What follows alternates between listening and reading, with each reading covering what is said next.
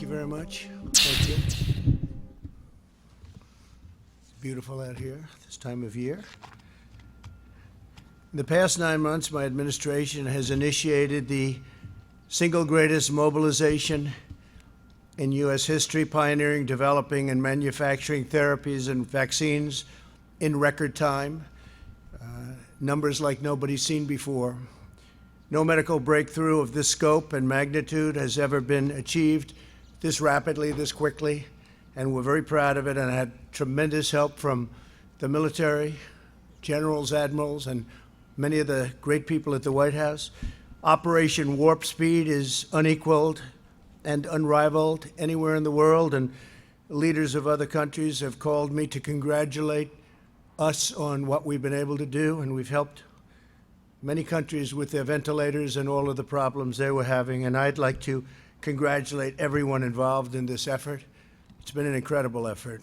As a result of Operation Warp Speed, Pfizer announced on Monday that its China virus vaccine is more than 90% effective. This far exceeds any and all expectations. Nobody thought they'd get to that level. And we have others coming which we think will be at equal level, maybe more if that's possible. In July, my administration reached an agreement with Pfizer to provide $1.95 billion to support the mass manufacturing and distribution of 100 million doses, with the option to purchase a total of 600 million doses shortly thereafter. Our investment will make it possible for the vaccine to be provided by Pfizer free of charge. Pfizer said it wasn't part of Warp Speed, but that turned out to be an unfortunate misrepresentation. They are part. That's why we gave them the $1.95 billion, and it was an unfortunate mistake that they made when they said that. We will work to secure an emergency use authorization, which should be coming down extremely soon, and my administration will then coordinate the distribution of the vaccine, and it will be approved. I think, again, it will be approved very, very quickly, we hope. The average development timeline for the vaccine, including clinical tests and manufacturing, can take 8 to 12 years. Through Operation Warp Speed, we're doing it in less than 1 year. If you had a different administration with different people, what we've done would have taken, in my opinion, 3, 4, 5 years, and it would have been in the FDA forever. This is 5 times faster than the fastest prior vaccine development in history. 5 times faster. Say it again, 5 times faster. Nobody can believe it, actually. 3 other vaccines are also in the final stages of trial. They'll arrive within a few weeks, and they will also be mass-produced, and the delivery will be very rapid. We're ready to go. The vaccine will be distributed to frontline workers, the elderly, and high-risk Americans immediately. It will be a matter of weeks. Get out very, very much ahead of schedule. Any schedule that I said we're going to be far ahead of that. We know that this virus primarily targets older populations and those with underlying health conditions, while over 99.98% of those under the age of 50 make a full and quick recovery. By giving the vaccine to high-risk individuals right away, we will dramatically reduce hospitalizations and deaths. Case levels are high, but a lot of the case levels are high because of the fact that we have the best testing program anywhere in the world. We've developed the most and the best tests, and we test far more than any other country, so it shows, obviously, more cases. By vaccinating the elderly and the high risk, we will effectively end this phase of the pandemic and allow seniors to reclaim their golden years, the golden years of their lives, which is so incredible. And it's about time that they can have those golden years. Again, this process is starting right away. Millions of doses will soon be going out the door. They're all ready, waiting for that final approval. As soon as April, the vaccine will be available to the entire general population, with the exception of places like New York State, where, for political reasons, the governor decided to say, and I don't think it's good politically, I think it's very bad from a health standpoint, but he wants to take his time on the vaccine. He doesn't trust where the vaccine's coming from. These are coming from the greatest companies anywhere in the world, greatest labs in the world, but he doesn't trust the fact that it's this White House, this administration. So we won't be delivering it to New York until we have authorization to do so, and that pains me to say that. This is a very successful, amazing vaccine at 90% and more. But so the Governor Cuomo, will have to let us know when he's ready for it. Otherwise, we can't be delivering it to a state that won't be giving it to its people immediately. And I know the people of New York very well. I know they want it. So the governor will let us know when he's ready. He's had some very bad editorials recently about this statement and what's happened with respect to nursing homes and his handling of nursing homes. And I hope he doesn't handle this as badly as he's handled the nursing homes. But we're ready to provide it as soon as they let us know that they'll actually use it. And again, it's a very safe and a great vaccine. Already we have among the lowest case fatality rates, our country, anywhere in the world, the entire world, and we've performed significantly better than our peer countries. As far as therapeutics are concerned, my administration's also made critical investments in therapies that have helped reduce the mortality rate by 85%. That's, to me, one of the most exciting things. It's incredible, some of the antibody vaccines and others that have come out and have really helped people. 85%.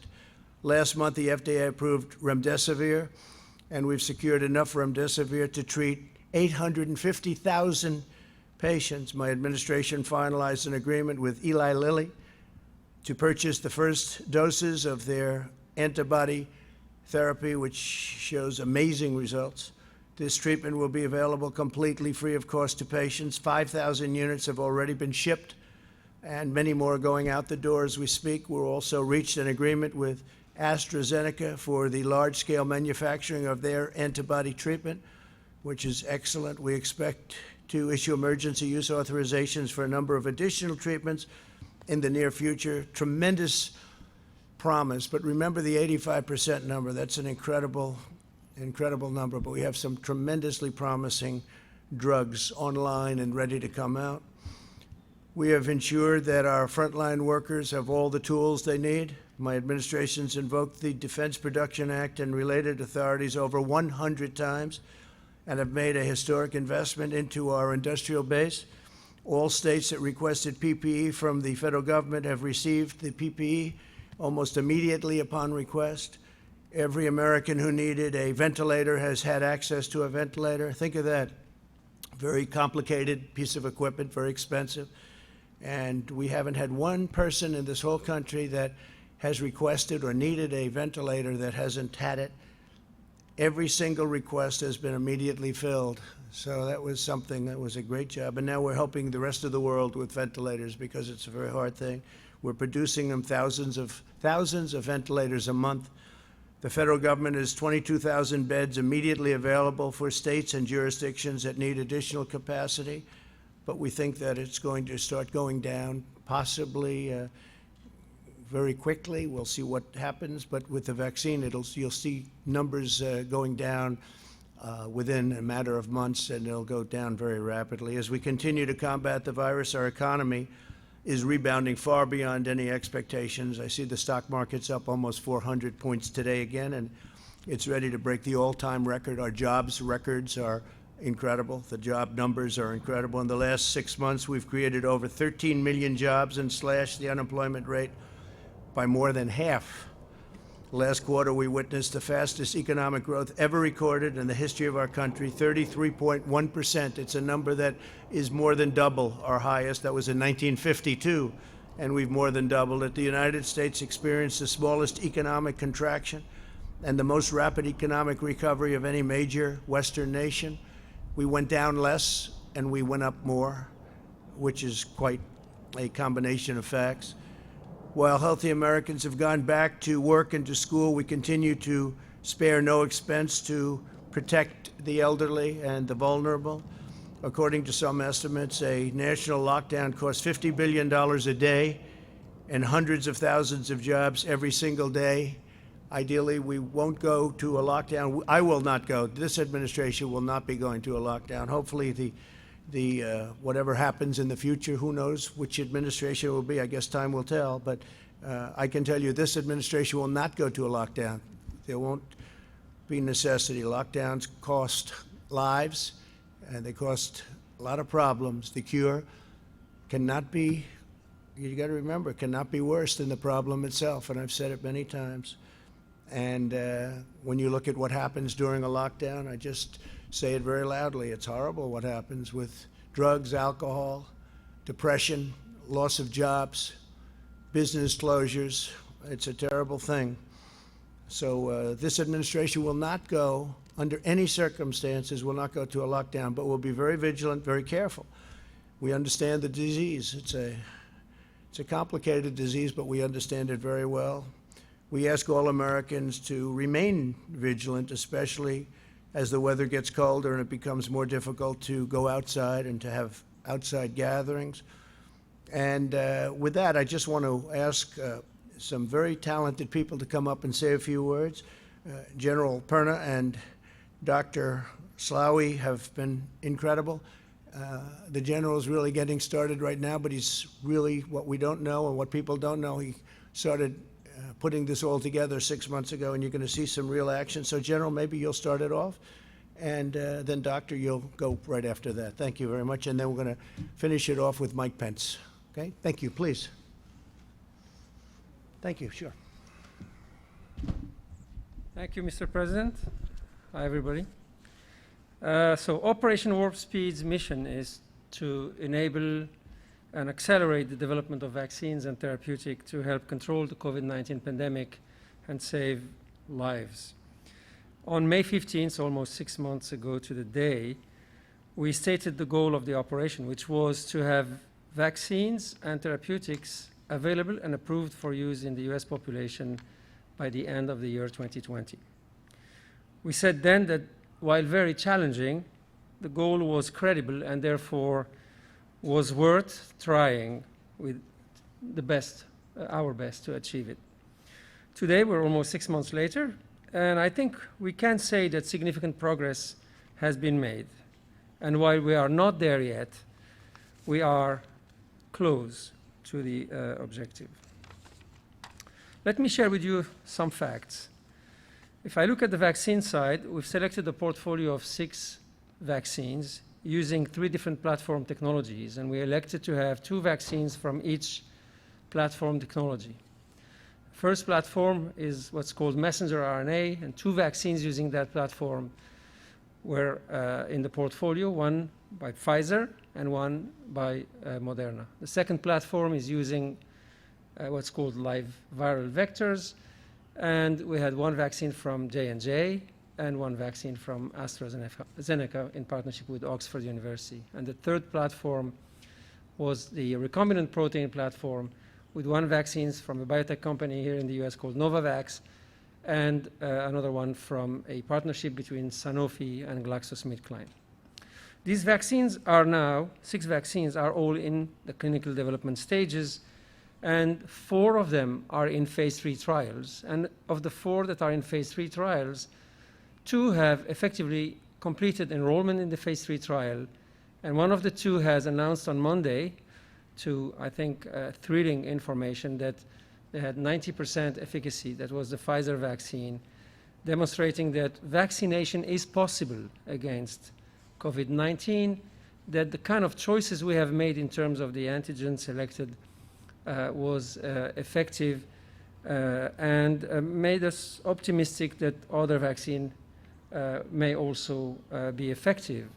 On Wednesday, the same week, just this Wednesday, Moderna, the other company with the vaccine using similar platform technology, messenger RNA, announced that they have achieved the number of cases in their trial to allow for a first interim analysis, and I would expect that shortly, probably next week, we may hear what I hope to be another very good information regarding an efficacious vaccine.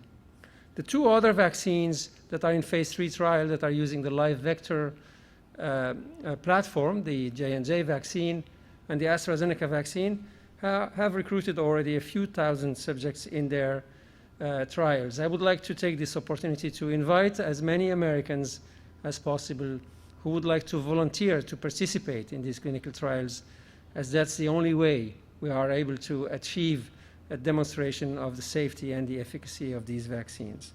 The last two vaccines, the recombinant protein vaccines, are planned to start their phase 3 trials within the next few weeks. And while we are developing this vaccine, we haven't only looked at the clinical development, of course, in partnership with the companies that are the sponsors for the vaccine. We also invested very significantly in the manufacturing of this vaccine in such a way as to, when we have the clinical efficacy demonstration with these vaccines, we would also have vaccine doses to be able to immunize the US population.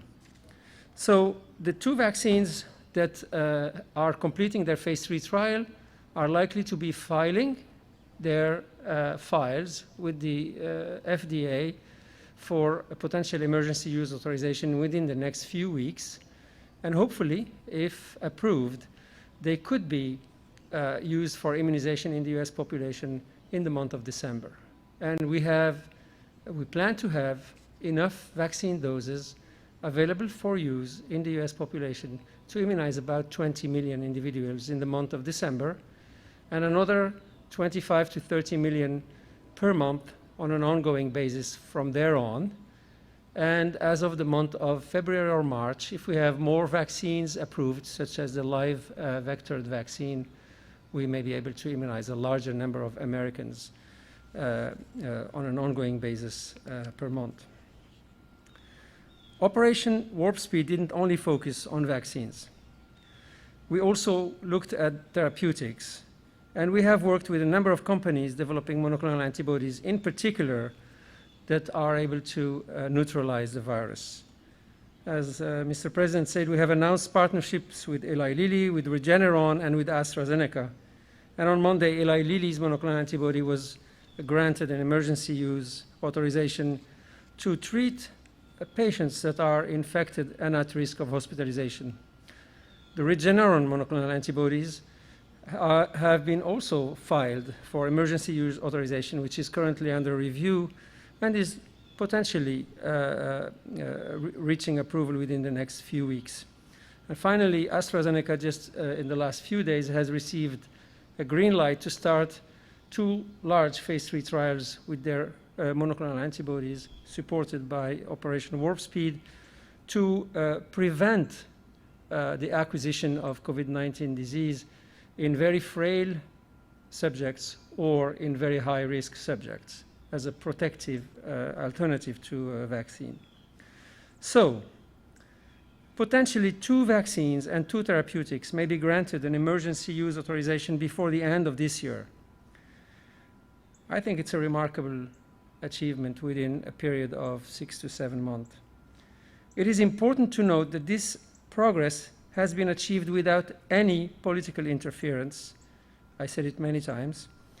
And at every step has been and is being judged by independent expert bodies, whether it's when the FDA grants the green light to go into clinical trials, or whether when the data safety monitoring boards review the safety of the studies on an ongoing basis and sometimes put them on hold, as I'm sure you have witnessed with the AstraZeneca vaccine, for instance.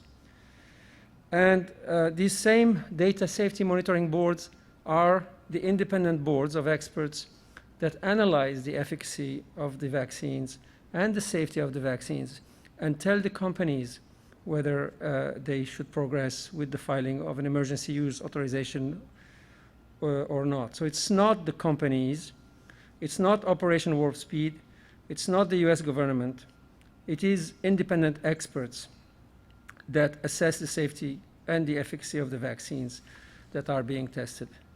And when the FDA will review these vaccines and these therapeutics, they will also have the advice, public advice, from boards. One of them is called the VRPAC, that is the advisory board to the FDA for vaccine reviews.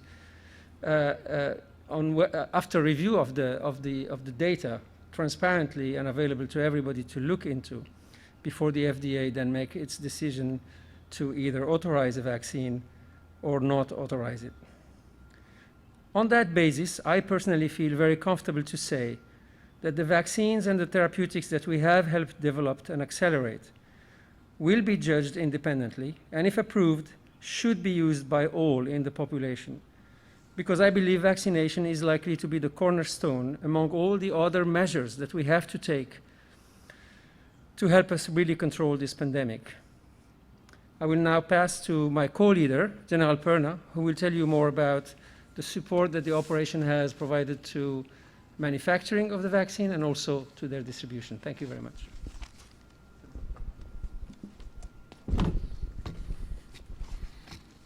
Mr. President, thank you for allowing me to continue service of our great nation as the co-leader with Dr. Moncef Slaoui on this mission.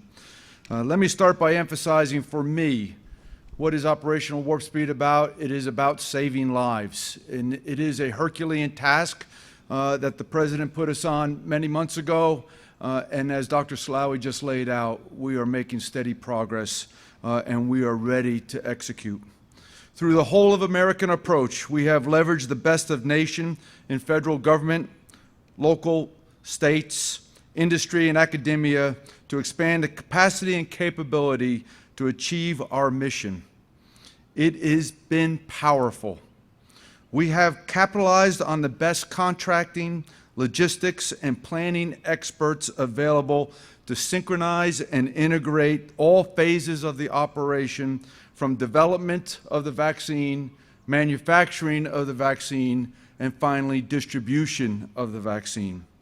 6 months ago, the capacity did not exist in our nation's pharmaceutical production base.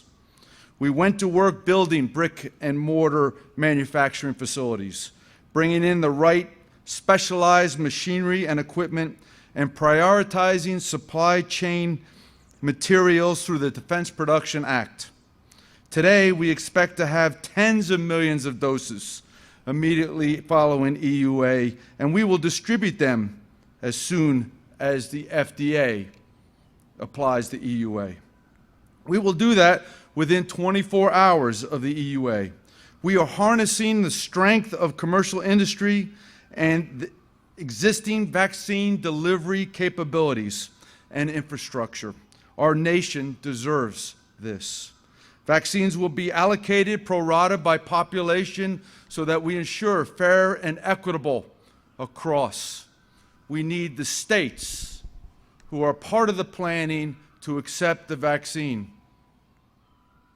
We are working closely along with the CDC, the 64 jurisdictions and states to ensure vaccine can safely and quickly get to those who need it first. And then we have plans to ensure that it spreads exponentially across our country and that no place is left without a vaccine. At the end of the day, our success is going to be judged by the availability of the vaccine as shots go in arms.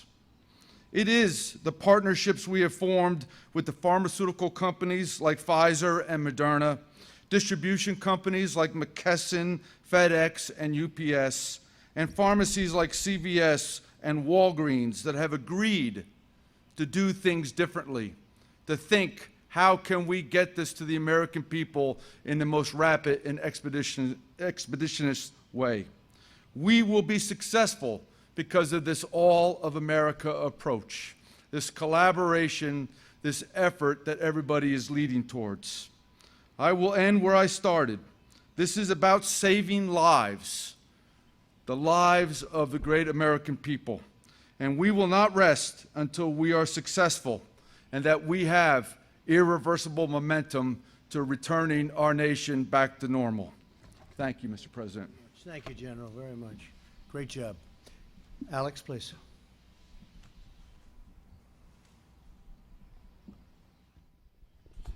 Thank you, Mr. President, for providing the leadership that's gotten us where we are today.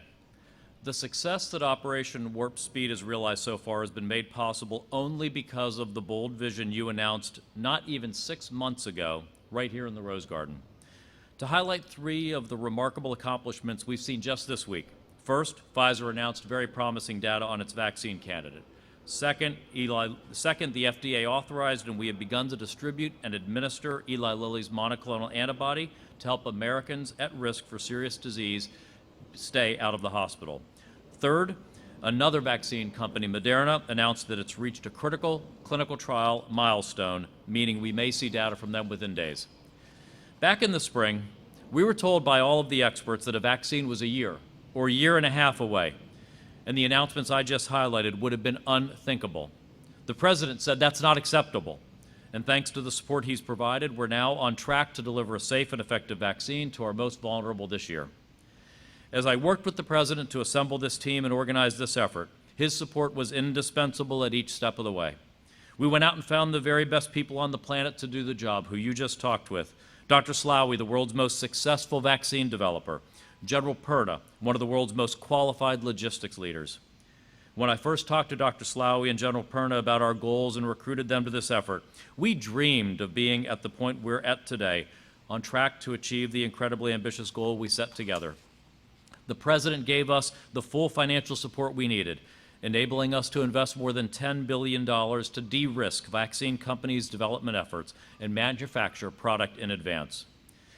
Our completely unprecedented partnership with the Defense Department has given us a comprehensive public-private plan for distribution and helped each Operation Warp Speed vaccine maker secure what they needed for manufacturing, including Pfizer's ongoing production this week. Operation Warp Speed has always had one goal: saving lives. The President has given OWS the independence it needs to achieve that goal and ensured that we're following the procedures that Americans expect for any medical product they take. At every step, ensuring patient safety has been our top priority. This process has been driven solely by science and data. So it's a shame that some, one example being the governor of New York, have actually injected politics into the process and suggested the possibility of intentionally delaying access to an FDA-authorized vaccine, which is simply unconscionable. Because the President has delivered the full funding we need, the best people on the planet, and real independence for this project, Operation Warp Speed is doing something that's never been done before in history. This success means there is light at the end of the tunnel. Right now is not the time to let our guard down. We continue to encourage Americans to follow the 3 W's.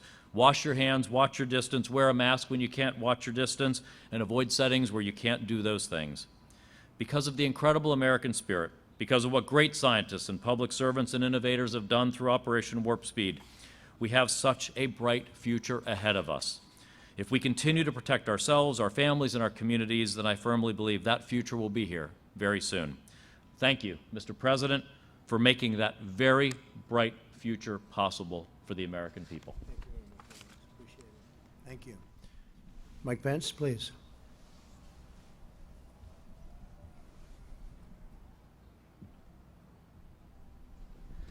Well, thank you, Mr. President, and on behalf of the White House Coronavirus Task Force, I was grateful to just have a few minutes today to commend the team of Operation Warp Speed. It was your vision that we could harness the ingenuity and the creativity of America's greatest pharmaceutical and research companies to speed in record time a vaccine that would save American lives. You told the American people that we would have a vaccine before the end of the year, and some scoffed at that timetable. But I can tell you the team on Operation Warp Speed didn't. These great research companies didn't. And as you've articulated here, Mr. President, the American people can be comforted with all the news this week that help is on the way, that literally pending FDA approval of the Pfizer vaccine and perhaps very soon another vaccine that will be submitted by Moderna and even other companies that before the year is out, we'll be able to administer a vaccine to tens of millions of Americans, as you've said, Mr. President, beginning with those most vulnerable, beginning with our seniors all across this country, beginning with our healthcare workers and first responders at the point of the need. It is an unprecedented medical mobilization, the greatest in the history of our country, and I join you in commending this team. Let me also say, Mr. President, that the White House Coronavirus Task Force will be meeting with our nation's governors in our regular conference call this Monday. We'll be reviewing with them the progress on the development of a vaccine, our plans for distribution, But we'll also be reviewing each and every state's specific plans for distributing the vaccine. Continue to urge governors to have those plans developed and prepared and ready for immediate implementation. And finally, Mr. President, as we see cases rising around the country, as we see hospitalizations rising around the country, I want to encourage the American people with the news that as we have done from the very beginning, we're going to continue to move heaven and earth to make sure that your family has access to the level of health care that we'd want any one of our members of our family to have. I spoke to FEMA today, and as we heard reported at our last task force meeting, Mr. President, we're receiving requests from states for PPE, for personnel, but we're meeting all of those requests. And according to our team on the ground, we continue to believe that we'll be able to meet the requests for PPE and equipment, both from the Strategic National Stockpile, also from the commercial market, to make sure that those needs are all met. And the American people can also be confident because of the system that you established that since this past July, we're actually able to track PPE, gowns and gloves and N95 masks on a hospital-by-hospital basis. So we can continue to deliver, as you said, Mr. President, on that extraordinary record in America where no American who's ever required a ventilator has ever been denied a ventilator. No American who's ever required an ICU bed has ever been denied an ICU bed. So the good news today through Operation Warp Speed, Mr. President, is help is on the way. It's on the way right around the corner. As one of the members of our task force said recently, the cavalry is coming. But we want to encourage every American that we're going to continue to make sure that our healthcare system has the resources to support the equipment and supplies that they need.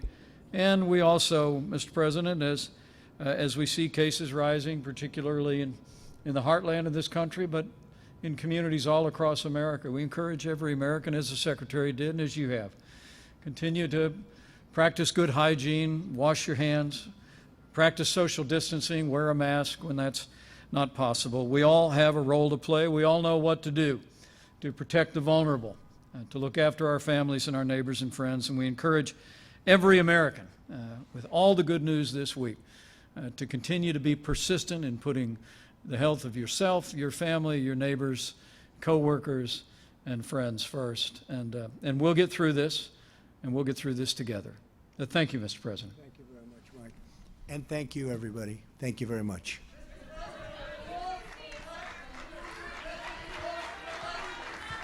When we request you lost the election, sir. Mr. Chairman,